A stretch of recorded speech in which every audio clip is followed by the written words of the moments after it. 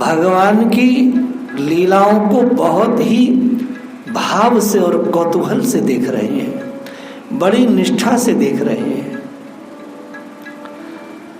बड़े गदगद भाव से देख रहे हैं, बड़े आनंद से देख रहे हैं। विस्मय भी हो रहा है, ये कितने बड़े हैं और कितने छोटे ये बच्चे हैं। इस समय ये सब नगण्य गोप बालकों के साथ इस प्रकार क्रीड़ा कर रहे हैं जैसे कोई अज्ञानी बालक खेल रहा हो। श्री ब्रह्मा जी इतने भाव में डूब गए, ये कितने प्रेम परवश हैं, कितने ये भक्ता अनुग्रह कातर हैं, भक्ता अनुग्रह कातर।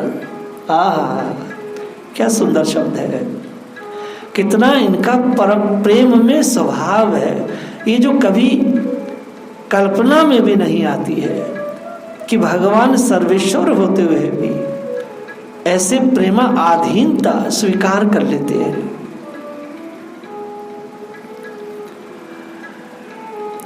सर्वत्र यज्ञ अनुग्रह भोक्ता जो भगवान है, जो यज्ञ पुरुष हैं, जो बड़े बड़े मुनि यज्ञ करके उनको खिलाते पिलाते हैं यज्ञ के द्वारा, और वो सीधे आकर के नहीं खाते हैं, वह इन गोप बालकों का उचिष्ट भोजन मुंह में से मुंह में निकाल के खा रहे। कभी कभी तो भ्रम होता है। प्रत्येक चेष्टा भगवान की स्वाभाविक चेष्टा है।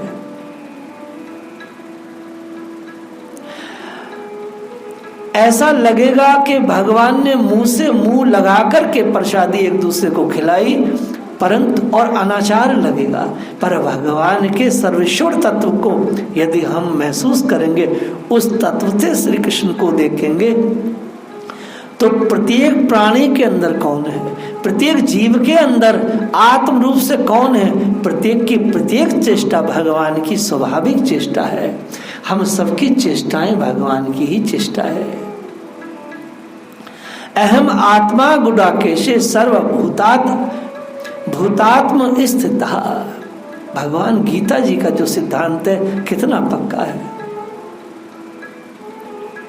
भगवत्ता की दृष्टि से वैसे किसी प्रकार की शंका का कोई स्थान नहीं है।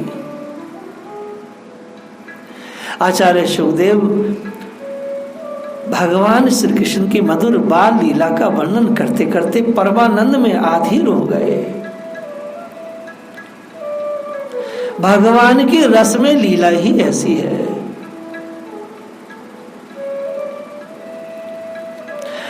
महाराज परीक्षित के उत्तर में वो कथा कह रहे हैं। महाराज परीक्षित आचार्य सुखदेव से कहते हैं, महाराज मरने के समय, ये सूत्र बहुत सुंदर है जो मैं बोल रहा हूं। महाराज परीक्षित कहते हैं, हे गुरुदेव, मरने के समय में यहां बैठा और आप मुझे वैसी बात सुनाइए कि जिससे मुझे तात्विक ज्ञान हो जाए और मैं परमानंद स्वरूप होकर के परमानंद में समा जाऊं। हे गुरुदेव, ऐसी बात कहिए जो तात्विक ज्ञान हो जाए और परमानंद रूप होकर के मैं परमानंद में समा जाऊं। उपनिषद कहता है, जब तक मनुष्य का परमानंद स्वरूप प्रकट ना हो, तब तक परमानंद में वो समा नहीं सकता, देख नहीं सकता, अनुभव नहीं कर सकता।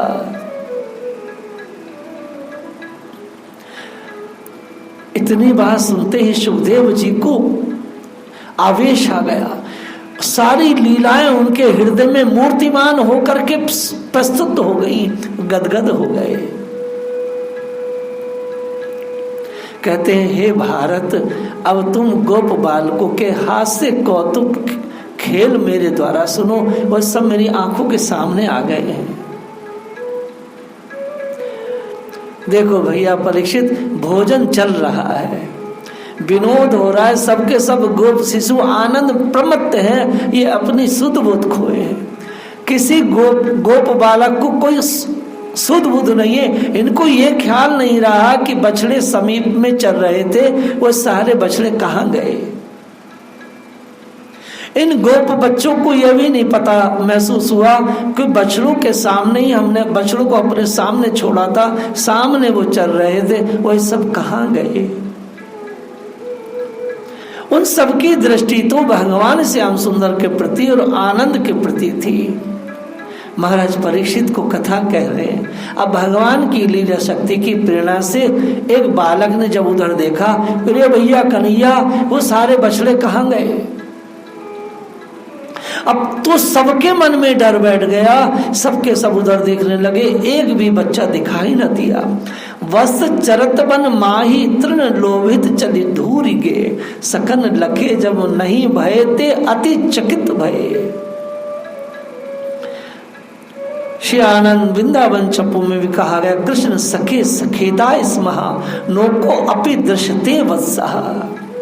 भैया वो सबके सब बछड़े कहाँ गए, एक भी बछड़ा दिखाई नहीं दे रहा है। भैया कहाँ गए, भोजन रुक गया, भोजन रुक गया, आनंद रुक गया। सबके सब चिंता में डूब गए, सारे बछड़े कहाँ गए। सबने भोजन छोड़ दिया, सब विचार करने लगे, चलो पहले उन्हें ढूंढने चल रहे। तभी एक बुद्धिमान बच्चा उठा, उसने कहा भैया मुँह को ऐसा लग रहा है अगासुर मरो ना है, बात जिंदा है वो, क्योंकि सांप जो है कई बार हवा से जिंदा है जाते, वही ने सब खा लिए। नहीं नहीं ऐसा नहीं हो सकता, हम अभी ढूंढने चलते हैं। भगवान ने विचार किया, मेरे सखा डर रहे हैं, कृष्ण अस्य भीमयम। भगवान ने कहा भैया डरो मत, तुम सब मजे से खाओ, तुम भोजन करते रहो, मैं अभी उनको ढूंढ कर लाता हूं।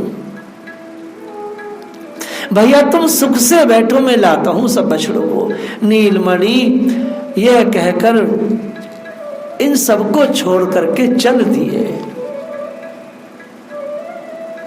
अब चूंकि भगवान अकेले में जा रहे हैं, सब भोजन करने लगे, तो इनको कौन स्वीकृति देता। सब एक साथ बोले नहीं नहीं नहीं भैया तुम अकेले नहीं जाओगे, हम तुम्हें अकेले नहीं जाने देंगे, यदि तुम गए तो हम तो मर ही जाएंगे। कोई अगासुर आदि आ जाए फिर भैया बात ये, तुम्हें देखे बिना हमसे रहा नहीं जाता है। अरे कृष्ण हम तुम्हें क्या बताएं, बालक कह रहे हैं भगवान से। अरे भैया कन्हैया हम तुमको कहा बताएं, हम जब रात को रहते हैं अपनी अपनी मैयाओं के पास, तब भी हमारे मन में तुम बसे रहते हो, और तब भी मालूम तुम क्या कोई जादू वादू जानते हो क्या, ये तो पता नहीं, पर हमको ऐसा लगता है कि तुम रात को हमारे पास ही रहते हो, हमारी आंखों के सामने रहते हो। रात को भी जब कभी हमारी आंख खुलती है और तुम्हें देखकर हम बोलते हैं अरे श्याम सुंदर, तब तुम कहते हो हाँ भैया बोलो, ऐसे तुम रात दिन खड़े रहते हो हमारे साथ। तो अब तुम हमें अकेले छोड़कर वन में चले जाओ ढूंढने, यह नहीं हो सकता।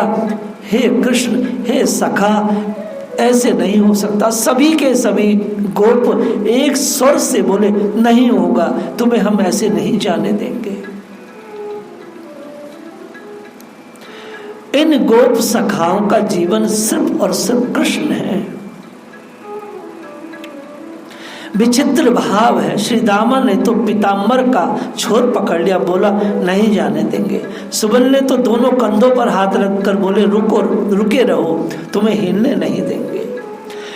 इनमें ये दो सरदार रहे, सुबल और श्री दामा।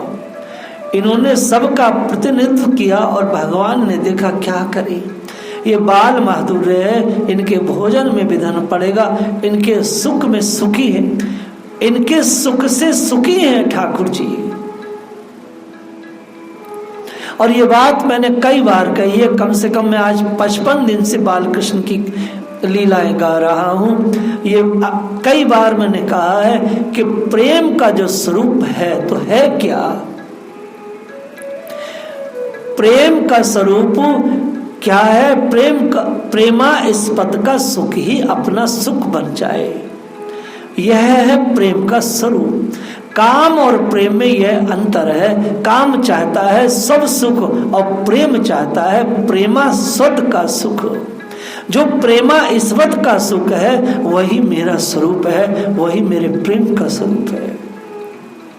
अपना सुख दुख प्रेमी की कल्पना में नहीं आता, स्मृति में नहीं आता, वह निरंतर स्वभाव से ही सहज ही प्रेमा ईश्वर का सुख स्वरूप बन जाता है।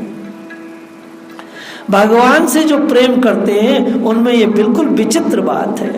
भगवान उनके प्रेम रस की कामना करने लगते हैं और उनको सुखी देखने के लिए उनके प्रत्येक सेवा को उनकी इच्छा अनुसार स्वीकार करते हैं। ये माखन चोरी, ये वन भोजन, ये स्तनपान, ये सारा का सारा इसलिए है कि उनके प्रेमियों को सुख मिले। परंतु उनके प्रेमियों को सुख मिले ये दिखावा नहीं है, ये नाट्य नहीं है। मन में ऐसा भाव न आए हो, ऊपर से इनकी प्रसन्नता के लिए दिखाते हो, यह दम नहीं, ये स्वाभाविक है। भगवान का स्वाभाविक है ये स्वरूप। भगवान स्वयं इस प्रकार के भाव में अपने को ढाल लेते हैं सहज। उनको भूख लग जाती है, प्यास लग जाती है, सेवा करवाना चाहते, गर्मी लगती है, हवा करवाना चाहते, थक जाते हैं, सेवा करवाना चाहते। ये थकावट, शांति, भ्रांति, शुद्धा, पिपासा, ये साक्षात वो स्वयं ही बन जाते हैं और स्वयं बनकर इसका रस स्वादन करते हैं। ये बात मैंने 20 बार कही है। बालकों ने कहा भैया हम सब एक साथ ढूंढने चलेंगे।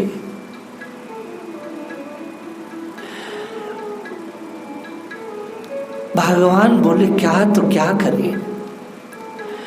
भगवान के मन में बात आई केवल वत्सों का हरण तो नहीं है, क्योंकि अब वत्सों का हरण हो गया, भगवान कुछ कह नहीं रहे, इन बालकों का भी हरण होना चाहिए, तभी ब्रह्मा जी की इच्छा पूर्ण होगी। भगवान जानते हैं मेरा जो पुत्र है, जो मेरी कमल नाल से निकला है, ब्रह्मा जी ठाकुर जी के पुत्र हैं। प्रथम पुत्र तो ब्रह्मा जी ही है। ब्रह्मा जी अपने पिता को इतना छोटा बन करके देख करके लीलाएं देख रहे हैं, विभोर हो रहे हैं, आश्चर्य में डूबे हैं। मैं अपने पिता की और भी गहरी लीला देखने की इच्छा है, चाहे कुछ हो जाए, पिता डांटे कुछ हो, लेकिन उन लीलाओं को अपने सामने महसूस कर रहे हैं। श्री कृष्ण विचार कर रहे हैं मेरे ब्रह्मा को बहुत ही लालसा है कि ये बछड़े तो ले गया है, अगर मैं अवरोध कर दूं तो ये फिर ये बालक नहीं ले जा पाएगा, तो उसको कुछ मिल नहीं पाएगा। मैं अपने इस बालक को, जो मेरा ब्रह्मा, जो मेरे कमल से प्रकट हुआ है, इसको मैं पूरी का पूरा रस दूं अब इस लीला का। ये तड़प रहा है, इसकी तड़प अधूरी रह जाएगी, क्योंकि ब्रह्मा जी में वो सामर्थ्य नहीं है कि भगवान की लीला क्रम में वो कुछ भी कर दे। ये सब भगवान अपने उस पुत्र ब्रह्मा को उसकी इच्छा पूर्ण करने के लिए ये बात कर रहे हैं। ठाकुर जी ने नई युक्ति निकाली, बोले भैया देखो बछड़े तो गए, पता नहीं कि किस दिशा में गए, सब साथ गए कि कोई किधर गया है, कोई किधर गया। भैया ये घना जंगल है, तुम मेरी बात मान जाओ। हम यदि सब ढूंढने जाएंगे तो हम में से कोई ना कोई अलग अलग होकर के खो सकता है, और भैया महतारी बहुत मारेगी, या मारे मेरी बात सुनो, तुम यही रहो। देखो तुम्हें याद है ना कि मैं किसी बड़े वृक्ष के ऊपर चढ़ करके जब बछड़ों को आवाज देता हूँ सब आ जाते हैं। देखो भैया सामने तमाल का वृक्ष है, वहाँ के ऊपर जाके मैं सबको पुकारूंगा तो इन सब के सब मेरी आवाज सुन करके आ जाएंगे। तुम अब देखो मैं तुम्हें दिखता भी रहूंगा, तुम मेरी आवाज भी सुनते रहोगे, और भैया काम सब बन जाएगा। भगवान यह कह के मुस्कुराए और चुप हो गए। आचार्य गण कहते हैं, ये बात मैंने पहले भी कही है, श्री कृष्ण श्याम सुंदर के बिम्बा फल को लजाने वाले अरुण अधरों पर मुस्कान आ गई। अब इनकी जो मुस्कान है यह इतनी प्रमत्त बना देने वाली है, इनकी मुस्कान मुनि मन हारणी है, इनकी मुस्कान संसार को विमोहित करने वाली है, इनकी मुस्कान संसार को के श्रम को मिटाने वाली है। सबके विचारों को तुरंत बदलने वाली है परमात्मा श्री कृष्ण की मुस्कुराहट। किसी में कैसे विचार हो और ये मुस्कुरा के देख ले तो विचार बदल जाए। वहां तो बच्चों के मन में था कि कृष्ण अकेले ना जाए, हम साथ जाएंगे, और यहाँ इन्होंने अकेले जाने का प्रस्ताव करके जहां जरा सा मुस्कुरा दिए कि बच्चे सब उस मुस्कुराहट में अपने आप को भूल गए, अपनी बुद्धि को भूल गए, अपने हृदय को भूल गए, जो अभी कहा था उस सब को भूल गए। ये हास्य जहां भगवान के अधोष्ट पर खेलने लगता है, वह संसार में ऐसा कौन है जो उनके बस में न हो जाए।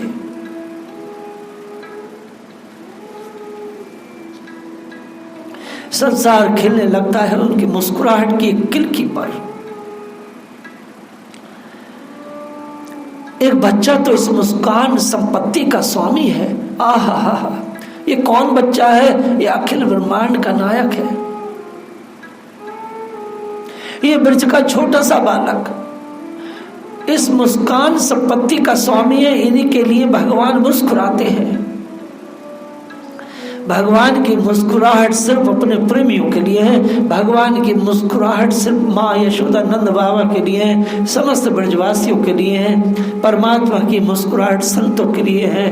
भगवान की मुस्कुराहट बैरागियों के लिए, मुनियों के लिए है।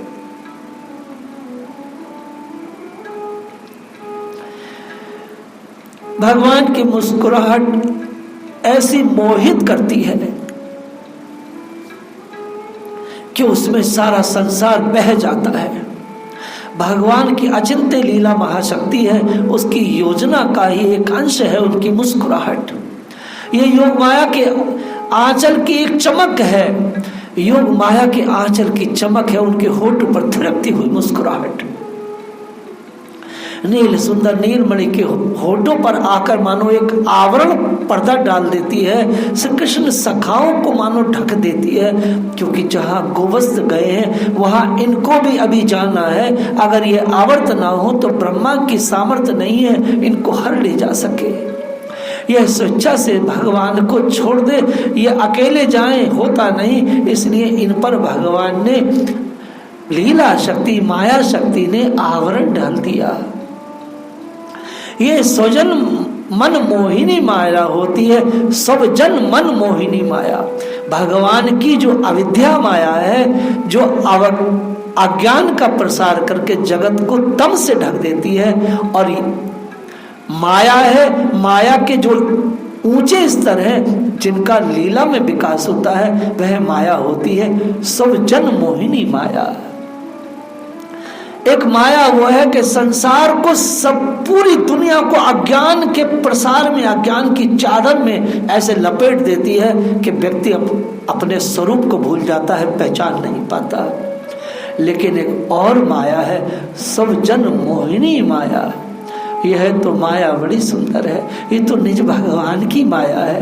भगवान सज्जनों के मन को मोहित करने वाली माया है, भक्तों के मन को मोहित करने वाली माया है। समस्त संसार के भक्त इस माया के वश होकर के ही भक्ति करते हैं। सब जन मन मोहिनी माया की पहचान किया है। किसको ये डसती है, किसको ये आकर्षित करती है? संसार में जितने भी भगवान के लाडले प्रेमी भक्त हैं उन सबको सब जन मन मोहिनी माया आकर्षित करके संसार से छुड़ा करके भगवान की कक्षा में स्थापित कर देती है।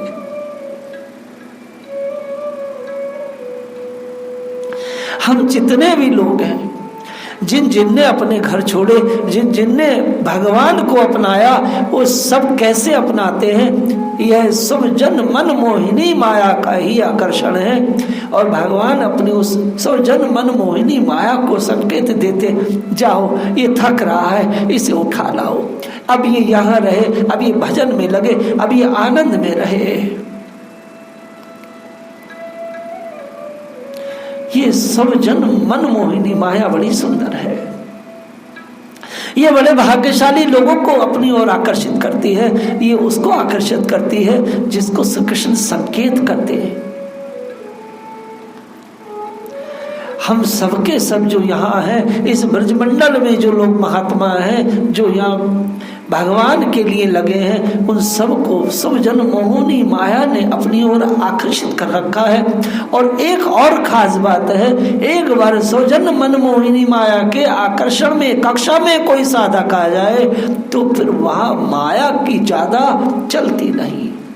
माया आती जरूर है, वहां खटखटाएगी, लेकिन उसकी इतनी सामर्थ्य नहीं है कि बलात् किसी साधक को खींच करके फिर पुनः उधर भोगों में डाल दे।